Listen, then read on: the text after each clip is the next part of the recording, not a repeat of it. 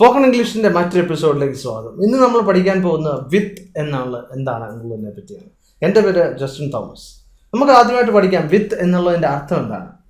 വിത്ത് എന്നാൽ ചെയ്യാൻ ഉപയോഗിക്കുന്ന ഒരു ഉപകരണത്തെ പറ്റി നമ്മൾ വിത്ത് കൂട്ടിയാണ് പറയുന്നത്. ഉദാഹരണം പറയുകയാണെങ്കിൽ, ഞാൻ ഒരു നീല പേന കൊണ്ടാണ് ഇത് എഴുതിയത്. ചെയ്യാൻ ഉപയോഗിക്കുന്ന എന്തുകൊണ്ടാണ് എന്നുള്ളതിനെ പറ്റിയാണ് നമ്മൾ പറയുന്നത്. ഇപ്പോൾ ഞാൻ ഈ നീല പേന കൊണ്ടാണ് ഇത് എഴുതിയത്, ശരിയല്ലേ?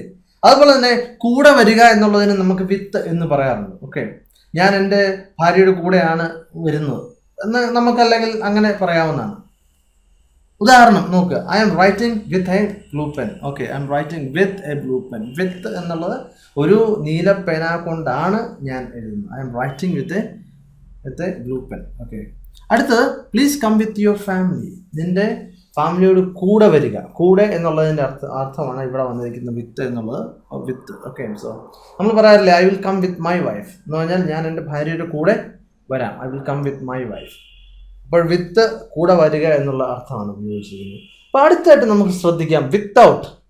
വിത്തൗട്ട് എന്ന് പറഞ്ഞാൽ കൂടാതെ എന്നുള്ളതാണ്. ഇപ്പോൾ നമ്മളിപ്പോൾ ഹോട്ടലിലൊക്കെ ചെല്ലുമ്പോൾ പറയാറുണ്ട് വിത്തൗട്ട് ഷുഗർ. വിത്തൗട്ട് എന്ന് പറയുന്നത്, വിത്തൗട്ട് എന്ന് പറഞ്ഞാൽ വിത്തൗട്ട് ഷുഗർ.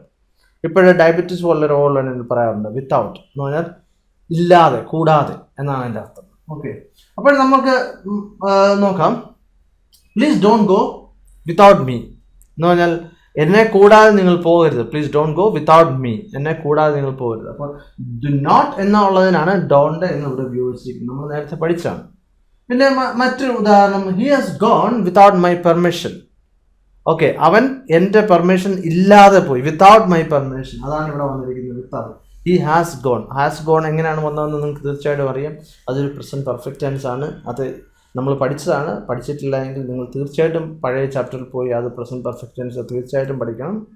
അപ്പോൾ മറ്റൊരു വീഡിയോയുമായിട്ട് വീണ്ടും കാണാം. Thank you very much for watching. അതുപോലെ തന്നെ നിങ്ങൾക്ക് ഇഷ്ടപ്പെട്ടെന്നുണ്ടെങ്കിൽ ലൈക്ക് ചെയ്യാൻ മറക്കരുത്. Thank you. God bless you.